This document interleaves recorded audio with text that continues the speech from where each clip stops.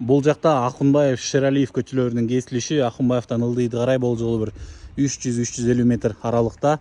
Ал эми бул жагында болсо 4-үнчү шаардык оорукана. Ушул жерде 6 сотук жер тилкеси менен үй сатылат достор. Жер тилкесинин узун туурасы 18ге 33, көчө жак тарабы туурасы 18, ал эми ичкери карай 33 метрди түзөт. Бул жерде борбордук канализация, көгүлтүр от бардыгы бар. Ушундай көчөсү кенен, сонун жерде. Азыр ичин көрсөтөбүз. Мына бул дарбазадан кирген жагы ушундай жер тилкеси кенен, огороддук ороосу кенен, сонун жер.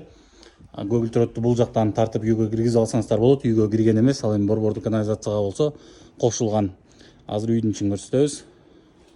Мына бул үйдүн кире бериши, кыргызча айтканда бут чечмеси. Бул жактан кирсек 2005 жылы курулган 96 чарчы метрден турган 4 бөлмөлүү үй. Үй көмүр менен жылытылат. Бул жакта санужел, ажатканасы жана жуунтуруучу жайы. Ал эми бул жакта болсо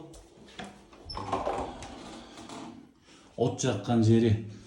Бул жерге газ киргизип алсаңыздар болот. Ал эми бул жер болсо ашканасы, ушундай чакан сонун. Ал эми бул калган бөлмөлөрү. Зал, бул жагы окуучу бөлмө.